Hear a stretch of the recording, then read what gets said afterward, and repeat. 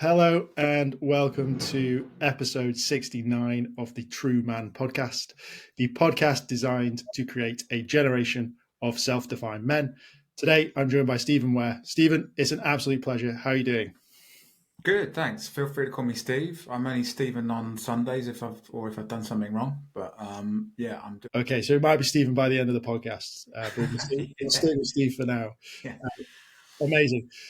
Steve, as always, in your own words, what makes you a man? Do you know what? I think there's a really deep answer I could give to that question, or a little bit more of a superficial one. I think we should start with the superficial one. Maybe we'll get into the deep one as we talk. I think the biggest thing I've learned as a man, which is kind of how I interpreted that question, is probably that I know nothing. And that sounds like a really stupid thing to say at the start of the podcast, doesn't it? Everyone's now clicked away, everyone's pressing stop. Okay, this one's not going to share anything. But I think I've got to a point in my life where I think that the greatest people in this world, and I'm not putting myself in that category, but there's most to be learned from the people that are humble, that have a lot of humility, and that don't think they know it all and can get out their way enough to keep learning and keep realizing that, do you know what, in the grand scheme of things, I know nothing. There's a very, very famous story going back about this, but that kind of really resonated with me when I read it. That I guess always being open to learning, whether you don't matter if you're a man or a woman, really. But I think that would be the first point I guess I'd make. It's something big that I've learned. It took me a long time to learn it. Right, I had a pretty big ego when I was younger. I thought I had all the answers. I thought I knew a lot of things. So I had opinions on everything, even if I tried them, even if I hadn't. And I think now I've learned to step back and get out my own way and say, well, do you know what? Let's kind of see. And maybe I'm wrong. Maybe. Well, if that's a superficial answer, this is going to be one hell of a podcast. That is for sure. Well, Steve, why don't you tell people what it is that you do and what you are a little bit of an expert in? Yeah, so I help senior leaders one-to-one or corporate groups with stress reduction. So basically, I burned out IBM. Long story short, a story that spanned many years. I burned out IBM. I was there. I joined when I was a kid in 1992. I was 18, and I did almost 30 years there. But I burned out after about 20, and burnout felt rough, Lewis. It felt, people use the word burnout very freely in the same way that they use the word flu very freely or depression very freely. And if you've experienced any of those three things, you stop misusing that word.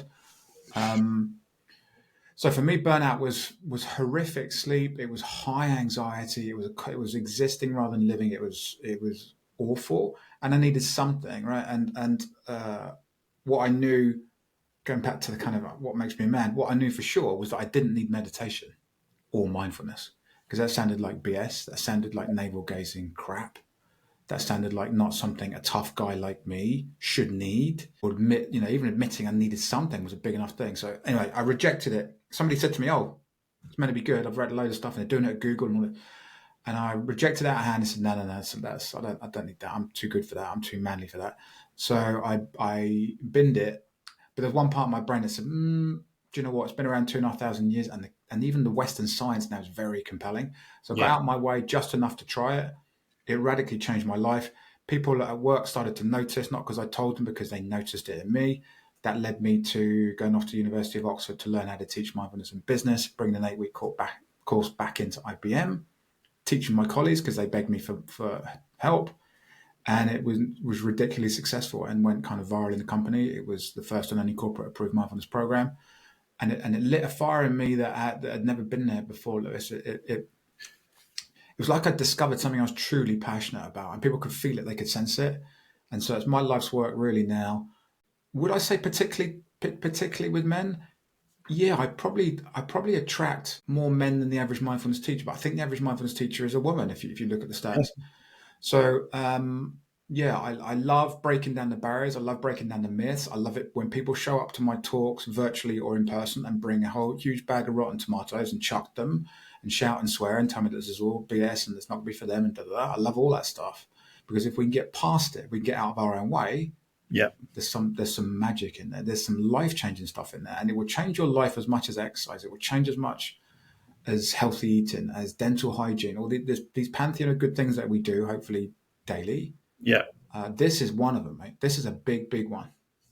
Well, I probably sit in that camp of this is BS. So I do all those other things. I eat healthily. I exercise. Yeah. I'm a pretty, I would say I look after myself. Yeah.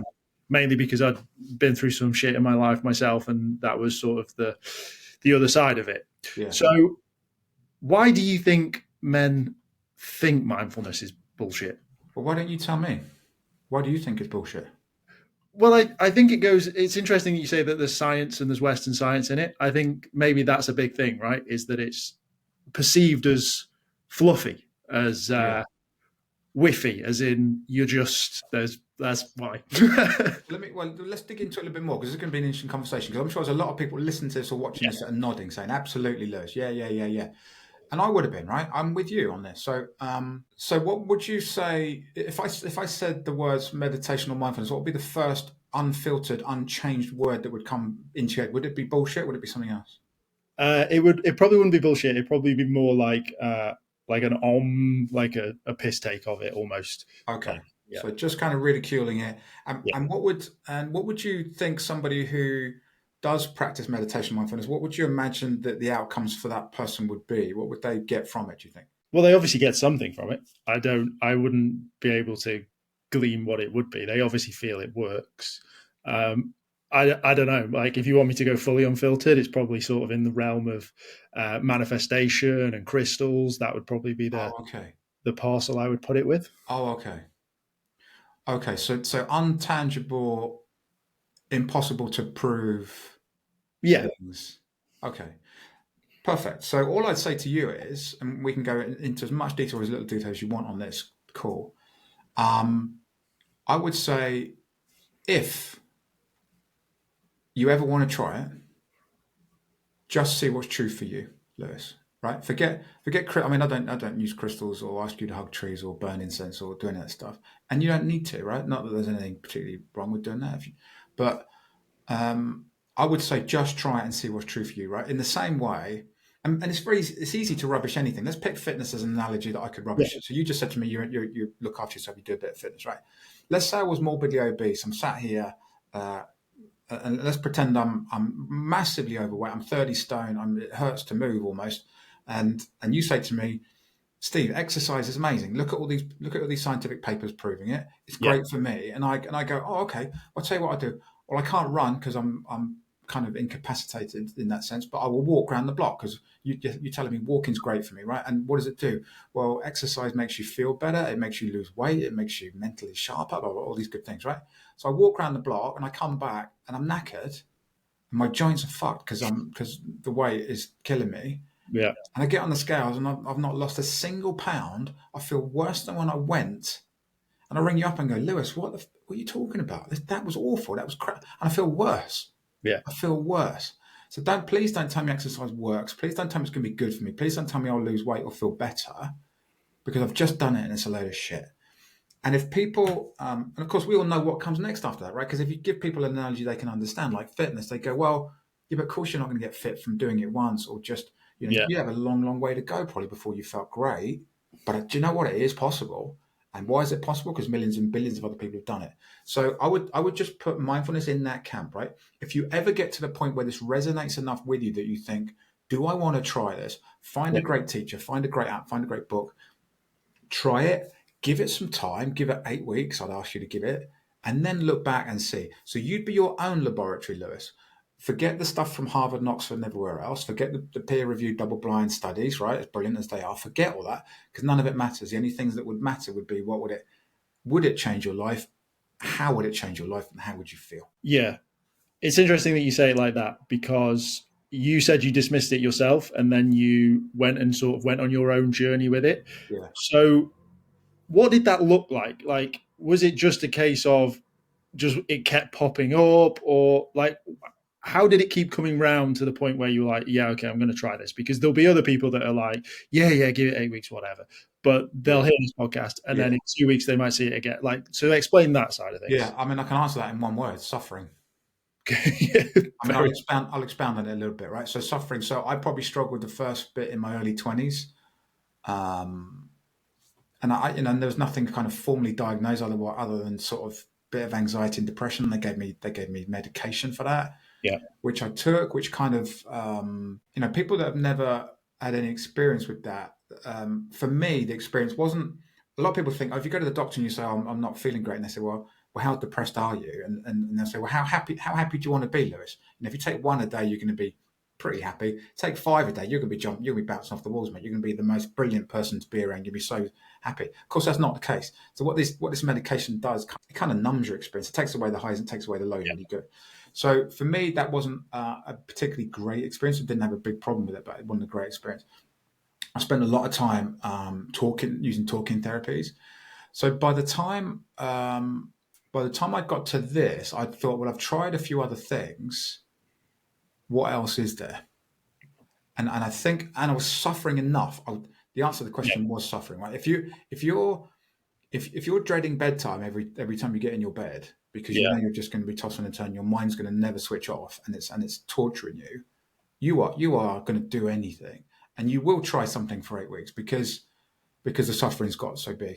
I only work with people who suffer, people who have grown up and mummy and daddy have given them a beautiful trust fund. They've never done a day's work in their life. They don't know what it is to lose sleep or feel fearful, and they go to Vegas, 5 times a year.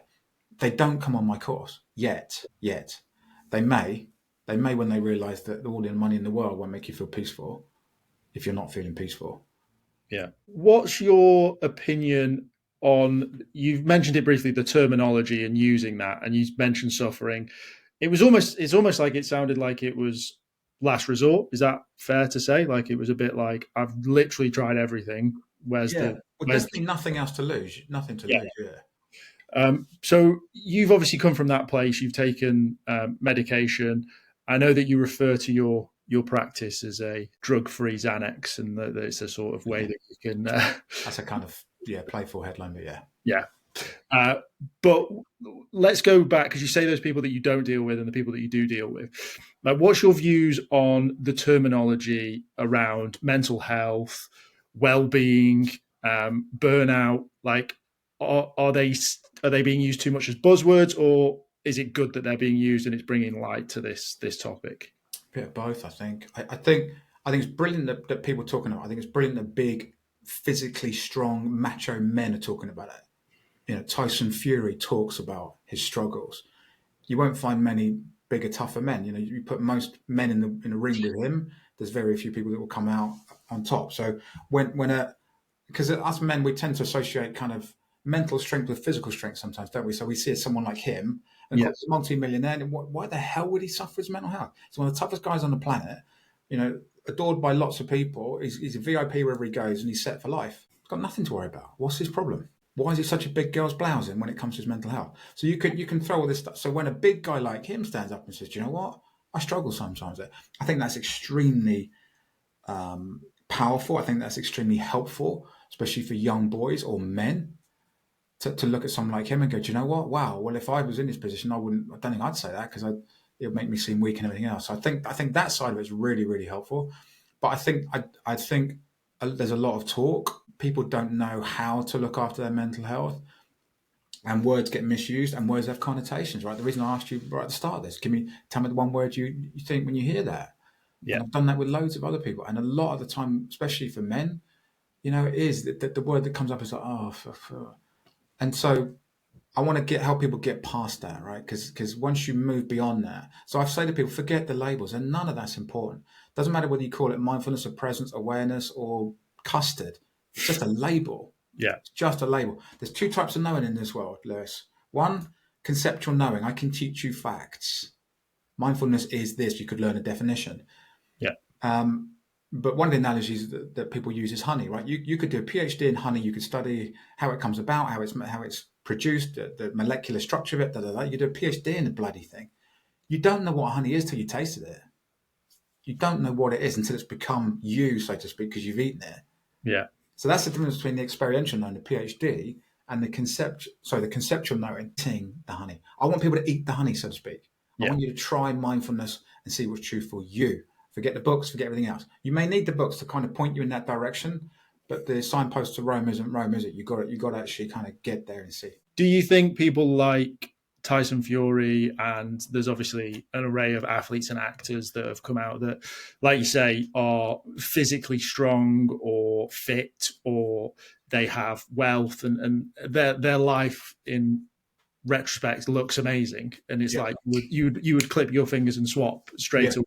Yeah. Do you think stuff like that and then them coming out really does show that mental health isn't maybe it's like I've used this analogy before, and maybe the more that I sort of work in this space and the more that I deal with it, maybe this isn't true, but I feel that being in a healthy position and looking after your body creates a byproduct which is good mental health. But do you think that that's not a true statement? No, I think that's a true statement again to a point.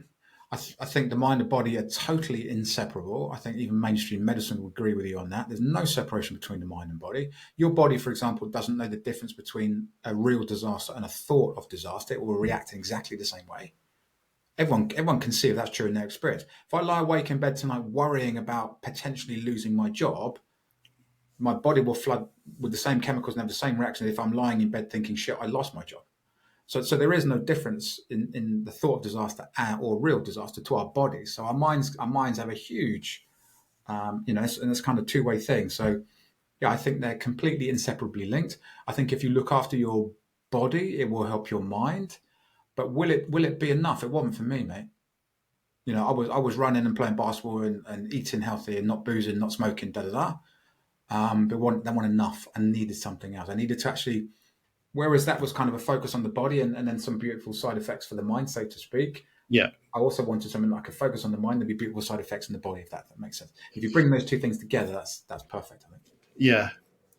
I'm sort of in this space right now, and it's like I do all those things, and you almost have like that runner's high, or the juiciness of a pineapple, like that makes you feel, you get some endorphins from that. But as soon as that sort of wears off, in inverted commas, there's still 24 hours in the day, right? And you're gonna have thoughts, and you're gonna think about things, especially when you're doing things and trying to accelerate things and grow a business, et cetera, et cetera. Yeah. Like all these thoughts sort of come in. Yeah. So is that why you see such success with it in the corporate space? Because let's be sort of, I guess, a little bit brutally honest, they're going to have a lot on their plate, shall we say? Yeah. Yeah. I mean, this is what I was curious about, right? Because I'd only ever worked in IBM. Like I said, I joined when I was 18. So it was the only thing I knew. And I thought when I went off to Oxford University, they sort of said, what are you doing here? And I knew they were very strong clinically and academically. So mindfulness had been proven and approved by the National Institute of Clinical Excellence and prescribed in the NHS by then. So we knew, there was no discussion or debate really around does it work, does it not work. We knew it did. But people weren't particularly using it in business. And I thought this is the only use case I can really test it in with authority, because I know what it's like to work for IBM for decades and be under a lot of stress and be in a company that needs its pound of flesh and is very demanding. Everything's got to be bigger, better, faster, quarter on quarter. So I was fascinated by that, but I was fascinated because it's a unique challenge, Lewis, to think, can we take something that's used clinically and academically to a point, and can we lift it and put it in a very fast-paced, very competitive, cutthroat global enterprise? Can we do that? Are people going to, is it going to be secular enough? Is it going to be mainstream enough? Are people going to actually turn up and practice? Are they going to enjoy it? Is this going to turn into an actual habit they can keep? Like, does it even fit in business? So these are all the questions I went to Oxford to answer, really. And of course, the only way of answering it was to learn a great program, a brilliant program, and take it back in IBM and pilot it and see what happens. There's obviously a big push for work-life balance in like organizations. It's like a buzzword that they use. It seems to be more common in up-and-coming generations, Gen Z, and I imagine Gen Alpha will start to push that a little bit more. Do you think mindfulness is a way to create work-life balance, but also still have that ability to push and succeed and grow in your career? For sure. Yeah. And just look at the examples of people that bring these two things together. I used to have a slide when I presented at IBM with people like this on there, actually, because it's a very common question. And you look at wildly successful people like Oprah Winfrey, who's got a practice. You look at, some of the best business brains and some of the most successful people on their planet. And some people will attribute it. There's Salesforce, I think, what's his name? Is it Benioff, the Salesforce chief? There's a guy, Ray Dalio, who's in charge of the world's largest hedge fund, who says, I attribute all my greatness really in some sense to my mindfulness practice. So to imagine, because that was one of the fears I had. I thought, if I get too good at this, Lewis, I'm going to just turn into this passive blob, right? It just sits in the corner, it does nothing. And they'd be like, Steve, you've got that project to deliver. I'd be like, nah, whatever. I'm just moving on. So, this is about having a laser focused attention. This is about having an ability to make the right decision under pressure. Yeah. There's so many business skills, right? There's a great book by a lady called Dr. Amisha Jha, University of Miami. And she set out to find out, why do some people's brains crumble in pressure? And why do some people have the sharpness to make the right decision?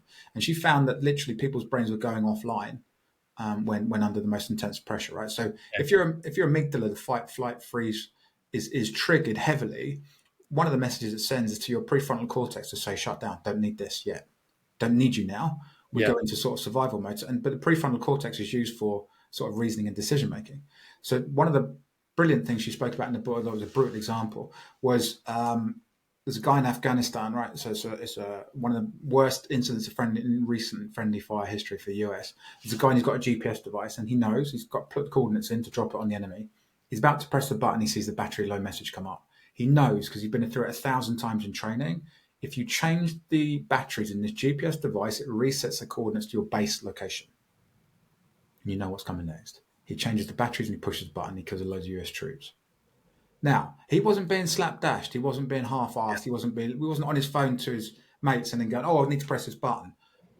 He was 100%, what he thought was 100% locked in, but he'd lost access to that part of his brain. Let's take that into the boardroom. Why are some people in the boardroom able to make the right decision? Why are some people, at any level in business, but it gets more serious because there's more money kind of the higher up you go. So these are very tangible things. These are very well, I was going to say they're very measurable things. That some of it's fairly hard to measure in the same way that, Lewis, how much money are you going to save the NHS in the next 20 years if you keep yourself healthy? We don't know. Yeah. But probably at least something, right? And it can be a tricky-ish thing to measure. Some businesses have measured it and have put actual figures on it, and Deloitte have put an ROI of 500% on a proactive, good mindfulness program. But this is real world stuff, right? This is if mindfulness can't help you in your life right now, no matter what job you're doing, no matter where you are, your life situation, your financial situation, your health situation, if it can't help you right now, let's forget it. It's really funny because it's like, just to go typical back to the whole man thing, and people that are listening, they're probably like, yeah, I'm like hyper successful. I want to be successful. I want to have it all. I want to do this. Try this. No, I'm not doing that. Like, there's still, and it's so interesting that you list all those people that have made successes and attribute it to mindfulness, but then also the worst case scenario of when you're essentially shutting down and going into fight and flight. Because so many men, I think it's some crazy stat that, like, if they said who can fly the plane, it's like 80% of men think that they could successfully land a plane under the pressure of the fact that the pilot's incapacitated. So there's blind confidence, but in reality, very misplaced. It's sort of, I imagine a lot of people shut down. Is that the official definition of burnout, like that sort of stopping making decisions, or is that? I think it's one of the side effects of it. Fuzzy thinking, the lack of sleep, there's loads of stuff that goes into it. But one thing's for sure, Lewis, nobody's going to listen to this podcast and hear me say some of the greatest leaders in the world, some of the most rich people, successful people use mindfulness, and then sign up to mindfulness and go and do it. They're just not. They may start to read one article on it. They may download Headspace and use it twice. Most of them will stop almost immediately. Do you think that is there other ways to be mindful? I think everyone's being mindful already in their life, right? So this may be a useful thing for your listeners. I'd say to you and everybody listening right now, think of one moment in your life, could have been yesterday when you were 5 years old, doesn't matter. But one moment in your life where you either felt very peaceful. So, sometimes you just got those moments in your life and they're quite memorable. You'd be able to remember it now, where you just think, oh, geez, the weight of the world just lifted. Heaven. Maybe it was last summer and you're on a holiday, you're lying on the beach somewhere, if that's your thing. Maybe you're skiing down a mountain doing something quite high energy. Don't need to be sitting, relaxing. Yeah. Maybe you were stroking your dog this morning for 2 seconds and your eyes met and she wagged her tail. And for 3 seconds, you forgot all your problems just for 3 seconds. And I'd ask people to just think of one moment where they felt peaceful, joyful, like the weight of the world lifted. Maybe you noticed beauty in something. Maybe you noticed the sun setting and just for a moment you just went, ah. Now, I'd ask if hopefully everyone can pick at least one of those moments in their life. And I'd then say to them, zoom all the way in really, really closely to that maybe a nanosecond where you felt that peace, that stillness, that intense aliveness, that joy. And I'd ask them, and I'd ask you right now, how much thinking were you doing, Lewis, during that second of peace? Well, yeah, none. It None. was, yeah. Okay. So here's the key, right? This could have been a very short podcast. You could have asked me that as the first question. I could have said, Lewis, the key to life is to not thinking. Because Okay. every time the incessant stream of noise in your head shuts the hell up, that's when you feel peace. That's when you feel joy. That's when you feel beautifully alive. That's when you notice beauty. These are all some of the most beautiful moments we ever have as human beings. But they all coincide with the thinking mind being still. If and if there's macho guys listening to this, they may like to know about what's flow state. Everybody knows what flow state is, right? In high performance sports, people, men and women, Yeah. if they get into a flow state, that's a state of no thinking. Top class footballers are not thinking when they're playing football. You start thinking on a football pitch, that ball is gone.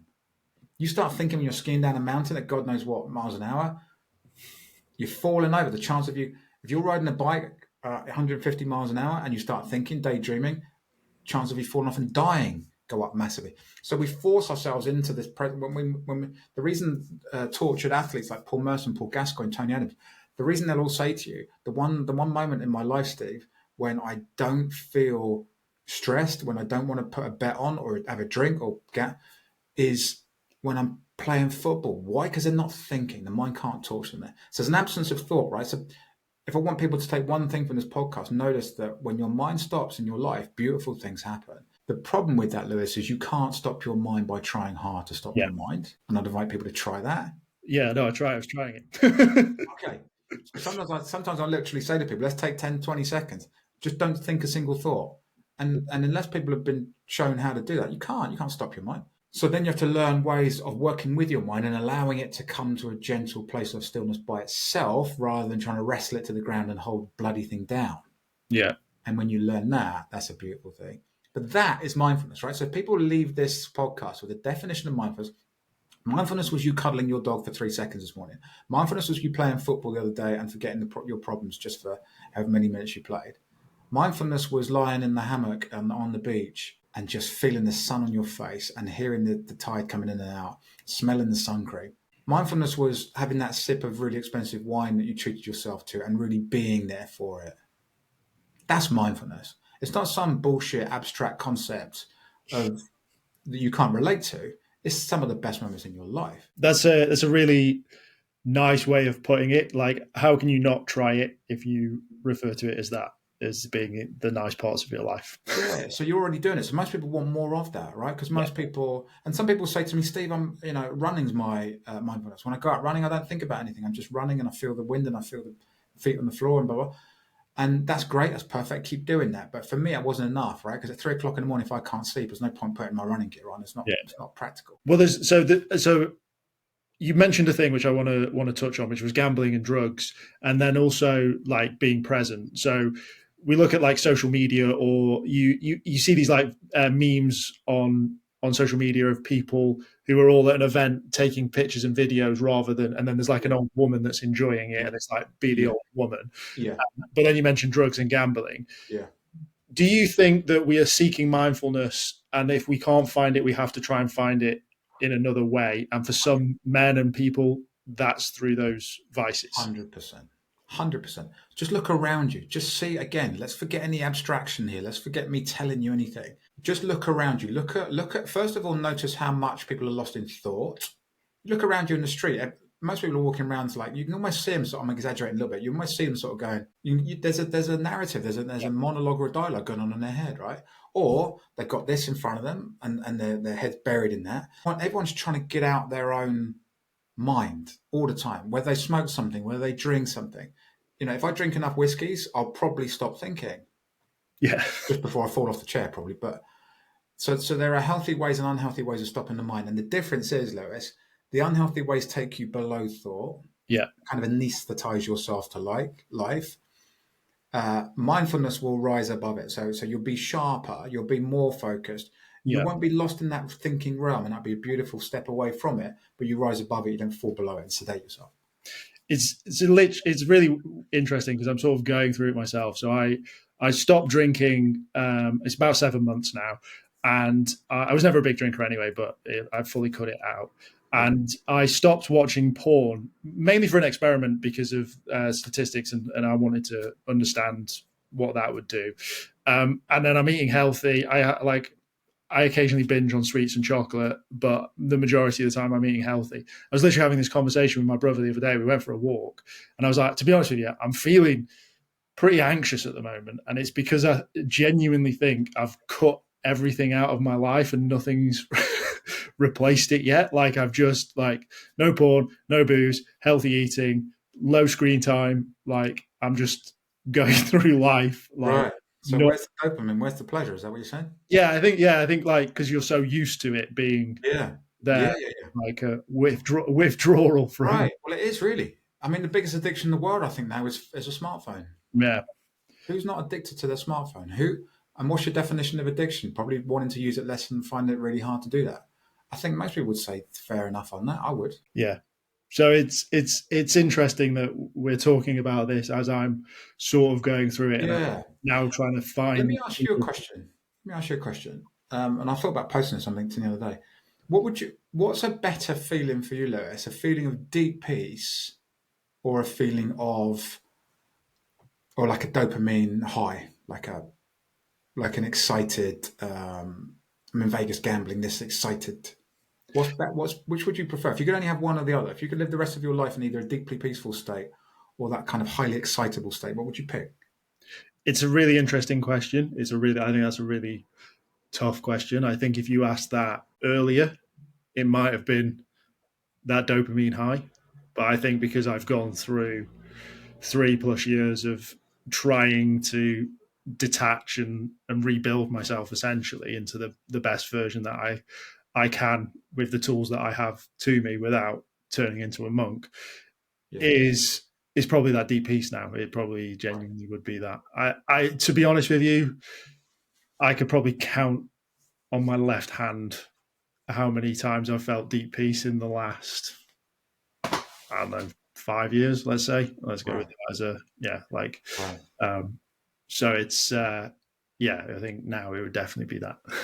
Interesting. So that's a good answer. I would agree with you. I think the younger me would pick the Vegas lights. Yeah, There's no better feeling than deeply peaceful for me because if you feel deeply at peace, you don't need the Vegas lights. You don't need, and there's nothing wrong with them. Like, and if you want to, if you want to have them. But the people I look at who are the most peaceful people on the planet, there's an underlying sense of contentment. It's not happiness because happiness is a fleeting thing, right? It's a yeah, contentment, and they're kind of okay with whatever's happening on the surface. You could draw an analogy with the ocean, right? In the depths of the ocean, there's a vast stillness. If you go down enough, yeah, on the surface of the ocean, there's tides, there's ripples, there's waves. But underneath that, if you can touch a depth, there's a real beautiful stillness. And the other sort of deeply wise thing that's true for me is the peace that's in you, Lewis, is already there. It's just covered up. You yeah, don't need to go somewhere else to find it. You don't need to discover it. It's already in you. What's it covered up by? The incessant noise-making machine in the head. What's it covered up by? The stimulation of your phone. The yeah, dopamine hits. The world, which isn't designed to offer you peace, is designed to get your attention because that's where your wallet ends, and follows quickly after. So I think that's quite reassuring. So many people are seeking peace externally. If I could just get this car, if I can just get this designer gear, if I get the 50 grand watch, if I get the, and then they wonder, Jim Carrey's a great example of this. Earned millions and millions and millions of dollars at every house he wanted. He's a VIP wherever he went, could buy anything, go anywhere. And he wasn't at peace at all. And he discovered that peace is beyond the external trappings of that, and is that the peace was inside him. And if once he kind of uncovered that, it made a radical shift in his life. yes. I'm starting to come to terms with that a lot more. So I used to work in finance. That was my original job. So Yeah, the whole keeping score is got a pound sign in front of it. It literally yeah, is the name of the game. yeah. Um, and I did very well at it. And I enjoyed it at parts, but now it's just a case of, I guess, just redefining that. I don't think it's a case of like, we still live in a capitalist society. I think that's Yeah, yeah, important. yeah. Like I say, the best I can do without becoming a monk is probably. Yeah. And it's not about punishing yourself. It's not about, I try to bring this in when I teach, right? Mindfulness can't be an onerous chore. It can't be like the horrible gym workout you just want to get done so you can live the rest of your life. We've got to find ways of seamlessly integrating this whilst you're living your life. So it's going to be not about doing different things, about doing things differently. And it's going to be about having some fun with it. And it's going to be about, it bringing you nice moments. It's not the sort of Zen master sit meditating in a cold room facing the wall. And if you fall asleep, I come over and hit you with a stick. Which is literally what some of the monks Yeah. do. But for me, there's much more playfulness with it. There's much more fun with it. There's much more beauty around finding stillness and improving your mental health. And having fun while you do it. Because it's going to be hard as it is, right? Let's not sugarcoat it. It's going to be challenging. It's going to be tough, like life is. It reflects life in many ways. Not every meditation feels good. Sometimes you sit and you've got a lot of fear, a lot of sadness, or a lot of anger, or something else. Nobody really wants to sit with that. But that's really where the deeper learning comes from as well. Well, I think that's another thing that's really important to say, and I think you'll echo this, that taking care of your mental health or going to the gym or eating well or being mindful doesn't mean you're happy all the time, and it doesn't mean that you can just float through life, and if you're content, you still don't get pissed off at things. Like, life still happens for sure, right? Yeah, unless you're enlightened, unless you're among the very few beings on this planet who are truly enlightened. Yeah. And I think we could probably count them on your left hand as well. There's only one that I've ever kind of discovered, I think, a guy called Eckhart Tolle. Some people may have heard of him, wrote a book called The Power of Now. But yeah, for us mere mortals, absolutely, it's going to be a lifelong journey. It's in the same way that you don't stop brushing your teeth or eating healthily. This will be a practice that you need to work at forever. So do you want to do it? How do you do it? How can you make it something that you can fit into your day? How can you do it for long enough so that you start to feel the benefit, all this kind of stuff? These are the big questions.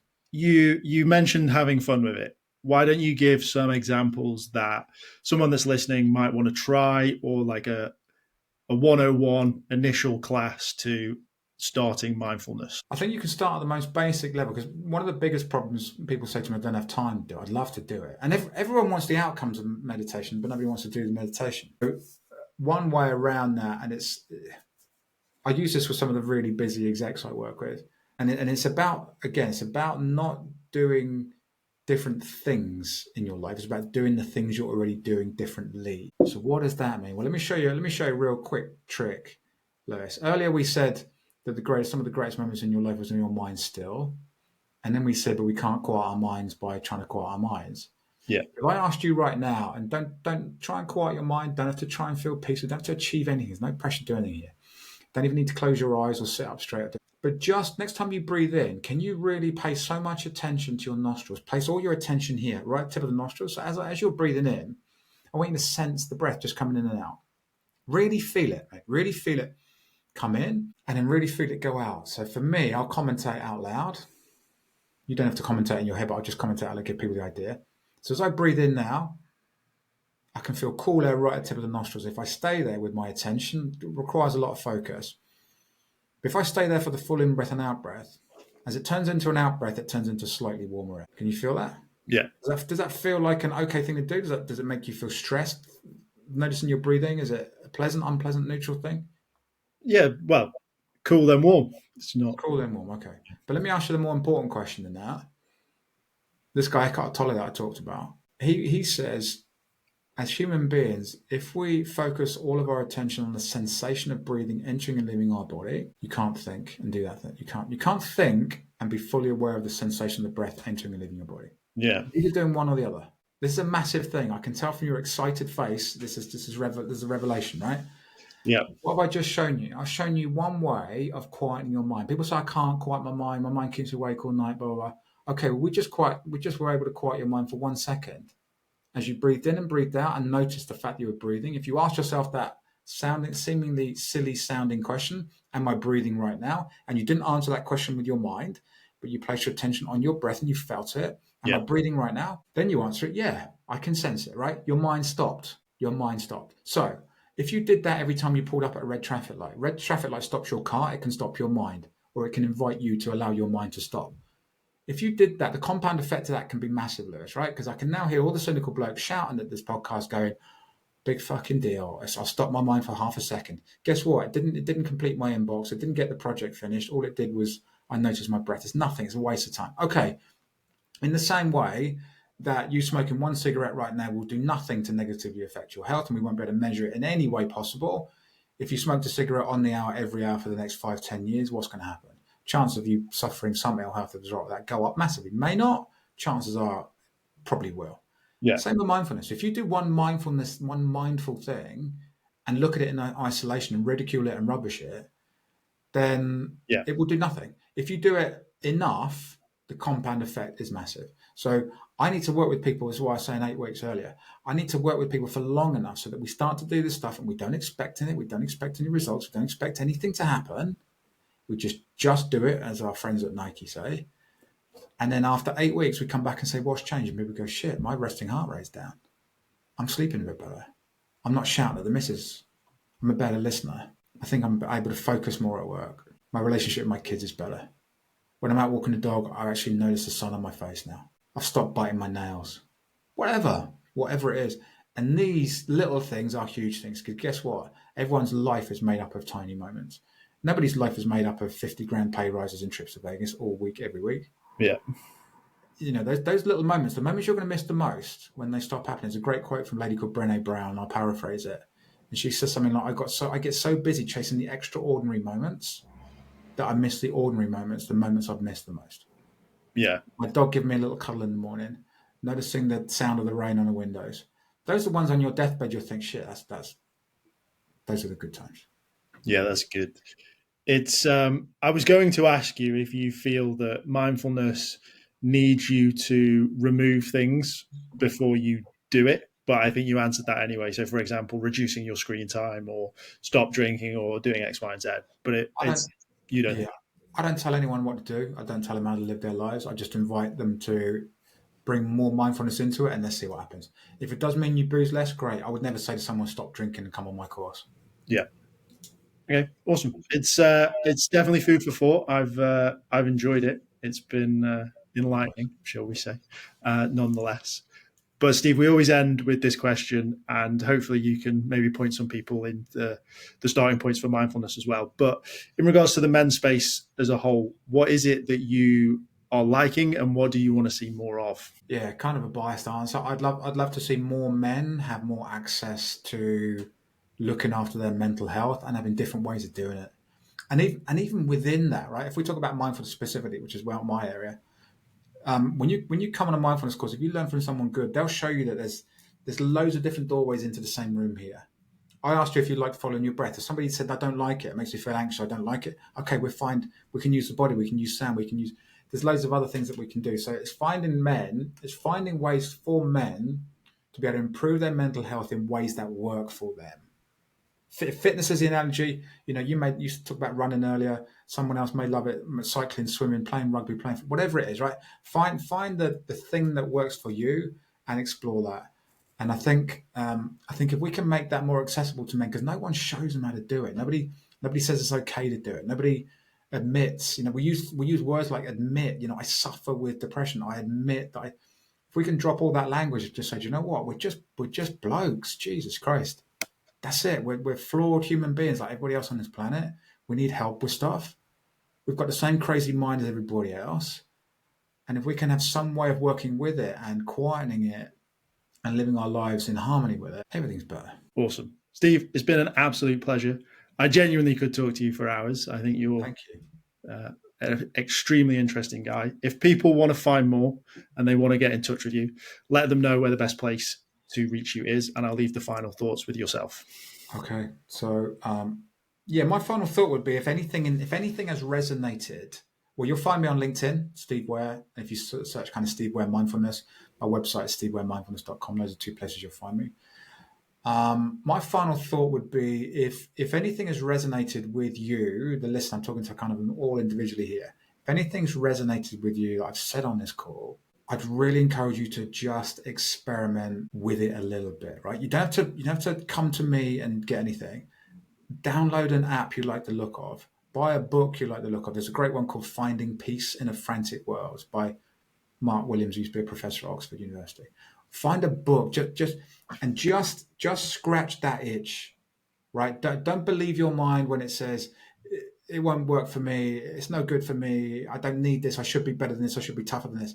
Don't believe your mind when it says that. Try and get out of your own way just enough to try it. That's the most beautiful thing I think people can take from this. If something I've said has resonated, then they're sitting up and there's a part of them that's listening to this going, yeah, there seems to be a truth in that. There seems to be a deep truth in that. I can't maybe even explain it through my mind, but there seems to be something deeper that's resonating with this. Follow it in whichever way feels right for you, and see what happens.